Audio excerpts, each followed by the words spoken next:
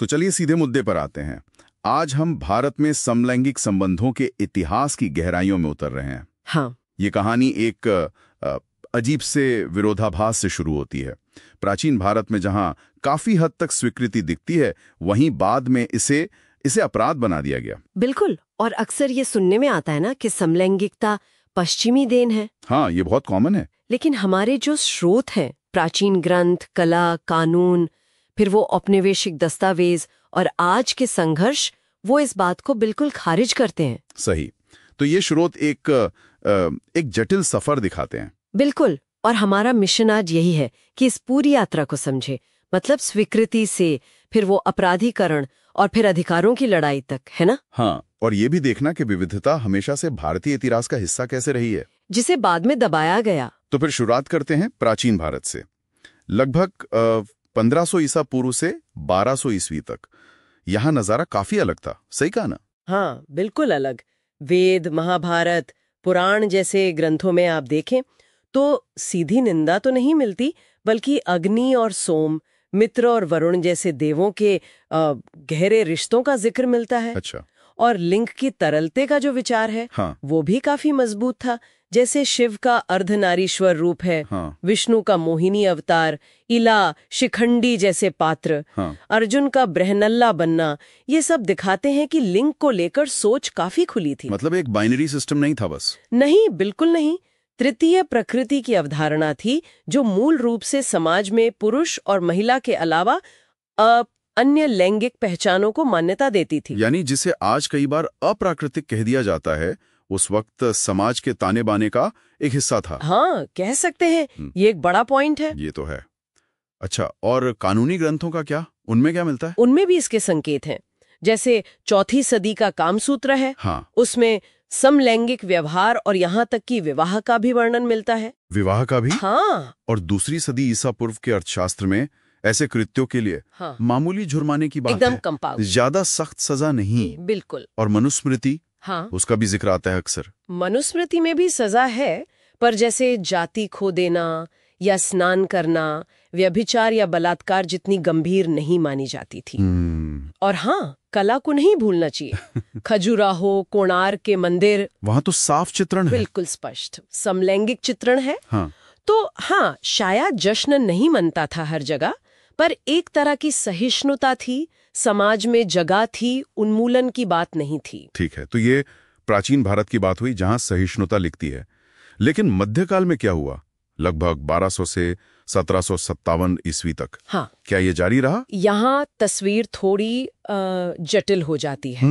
इस्लामी प्रभाव से कुछ क्षेत्रों में थोड़े सख्त कानून आए, जैसे फतवाए आलमगीरी का जिक्र आता है, जिसमें कोड़े या पत्थर मारने जैसी सजाएं थीं। लेकिन ये पूरी कहानी नहीं है, इसमें विरोधाभास भी है। विरोधाभास किस तरह का? मतलब एक तरफ तो ये कानूनी सख्ती थी, पर दूसरी तरफ आप देखें तो मुगल शासकों जैसे बाबर, उनके निजी जीवन में अलग तरह की बातें मिलती हैं, या फिर कला और साहित्य में। अच्छा। हाँ, समलैंगिक प्रेम के विषय चलते रहे।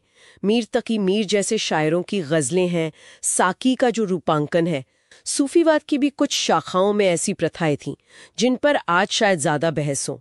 तो मतलब दमन और अभिव्यक्ति दोनों साथ साथ चल रहे थे। हाँ, एक तरह से बिल्कुल उत्पीड़न भी था और कहीं ना कहीं संरक्षण या अभिव्यक्ति भी। और फिर आया औपनिवेशिक दौर 1757 से 1947। इसने सब कुछ बदल दिया ना? बिल्कुल। ये एक बहुत ही निर्णायक और नकारात्मक मोड़ था। अंग्रेजों ने अपनी जो विक्टोरियन नैतिकता थी, उसे यहाँ थोप दिया। और इसी से आई धारा 377। हाँ, 1861 में भारतीय दंड संहिता की धारा 377, जिसने प्रकृति के विरुद्ध शारीरिक संबंध को अपराध बना दिया और सजा आजीवन कारावास तक। बाबरे। ये सिर्फ एक कानून नहीं था, ये एक पूरी सोच को बदलने की कोशिश थी। तक बैठ गई। कई पढ़े लिखे भारतीय ही अपनी सांस्कृतिक विरासत के इस पहलू से दूरी बनाने लगे, उसे खारिज करने लगे। और हिजड़ा समुदाय का क्या हुआ? उनको तो 1871 के आपराधिक जनजाति अधिनियम के तहत आपराधिक जनजाति ही घोषित कर दिया गया। इससे उनका सामाजिक बहिष्कार और कलंक और ज्यादा गहरा हो गया। यहीं से वो मिथक और मजबूत हुआ होगा कि समलैंगिकता अप्राकृतिक और पश्चिमी है। बिल्कुल, यहीं से वो जड़ें मजबूत हुईं। ये कानून सिर्फ कृत्यों को नहीं बल्कि पहचान को ही अमानवीय बना रहा था। और आजादी के बाद भी ये धारा 377 बनी रही। हाँ, यही तो विडंबना है। आजादी के बाद भी ये औपनिवेशिक कानून लागू रहा, जिससे डर और उत्पीड़न का माहौल बना रहा। तो फिर संघर्ष यहीं से तेज हुआ होगा। हाँ, धीरे धीरे 70 के दशक से LGBTQ+ अधिकार सक्रियता बढ़ने लगी। फिर 90 के दशक में ABVA की रिपोर्ट आई, लेस देन गे। अशोक रोकावी खुलकर सामने आए। ये शुरुआती पर बहुत महत्वपूर्ण कदम थे। और फिर शुरू हुई लंबी कानूनी लड़ाइयां, जैसे नाज फाउंडेशन केस। हाँ, 2009 में दिल्ली हाई कोर्ट ने नाज फाउंडेशन केस में सहमति से बने वयस्क समलैंगिक संबंधों को अपराध मानने वाले हिस्से को रद्द किया। ये बड़ी जीत थी। लेकिन सुप्रीम कोर्ट ने इसे पलट दिया था। हाँ, 2013 में सुप्रीम कोर्ट ने उसे पलट दिया। लेकिन फिर 2014 में नलसा केस आया। हाँ, नलसा बनाम भारत संघ। उसमें सुप्रीम कोर्ट ने ट्रांसजेंडर व्यक्तियों को तीसरे लिंग के रूप में मान्यता दी और सबसे जरूरी आत्म पहचान के अधिकार को स्वीकार किया। ये बहुत बड़ा कदम था। बहुत बड़ा। और आखिरकार 2018 में नवतेज सिंह जौहर केस। इसमें सुप्रीम कोर्ट ने ऐतिहासिक फैसला सुनाते हुए सहमति से वयस्क समलैंगिक संबंधों को पूरी तरह अपराध की श्रेणी से बाहर कर दिया। न्यायपालिका की भूमिका इसमें बहुत अहम रही है। बिल्कुल। तो आज कानूनी स्थिति क्या है? क्या अब सब ठीक हो गया है? देखिए, कानूनी तौर पर समलैंगिकता अब अपराध नहीं है। ये बहुत बड़ी बात है। हाँ। लेकिन समलैंगिक विवाह या सिविल यूनियन वो अभी कानूनी नहीं है। सुप्रीम कोर्ट ने 2023 में ये फैसला संसद पर छोड़ दिया है। अच्छा, हालांकि सर्वे तो दिखा रहे हैं कि काफी लोग पक्ष में हैं। हाँ, एक प्यू रिसर्च के अनुसार करीब 53% भारतीय इसके पक्ष में हैं। लिव इन रिलेशनशिप को कुछ हद तक मान्यता मिली हुई है। और गोद लेने का क्या? वो नियम थोड़े जटिल हैं। मतलब सिंगल व्यक्ति गोद ले सकते हैं पर समलैंगिक जोड़े नहीं ले सकते अभी। और हाँ, ट्रांसजेंडर व्यक्तियों के अधिकारों के लिए 2019 में कानून भी बना है। तो मतलब कानूनी जीत तो मिली है, पर सामाजिक चुनौतियां अभी भी बाकी हैं। हाँ, बिल्कुल। कानूनी सफलता एक मील का पत्थर है, पर सामाजिक कलंक, भेदभाव, यहाँ तक कि हिंसा, वो अभी भी मौजूद है। कानून और जमीनी हकीकत में अभी भी फासला है। लेकिन कुछ सकारात्मक बदलाव भी दिख रहे हैं। हाँ, स्वीकृति बढ़ भी रही है। जैसे स्वास्थ्य मंत्रालय अब इससे जुड़े संसाधन दे रहा है। RSS प्रमुख का भी 2023 में एक बयान आया था जो थोड़ी अलग दिशा दिखाता है। तो हाँ, संकेत सकारात्मक है।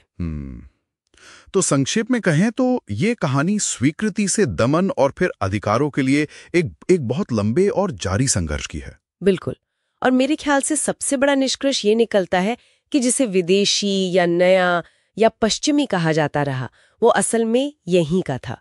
उसे एक औपनिवेशिक सोच ने दबाया था। सही बात। तो लड़ाई सिर्फ कानूनी अधिकार वापस पाने की नहीं है, बल्कि उस मानसिकता को बदलने की भी है जो गुलामी के दौर में हम पर थोपी गई थी। और इसी सोच पर मैं श्रोताओं के लिए एक सवाल छोड़ना चाहूंगा। कानूनी लड़ाई तो ठीक है, काफी हद तक जीत ली गई है, पर समाज में वास्तविक बराबरी लाने के लिए, इस कलंक को जड़ से मिटाने के लिए अब किन गहरे सामाजिक बदलावों की जरूरत है? स्वीकृति का ये औपनिवेशीकरण, मतलब डीकॉलोनाइजिंग एक्सेप्टेंस, ये असल जिंदगी में कैसा दिखना चाहिए?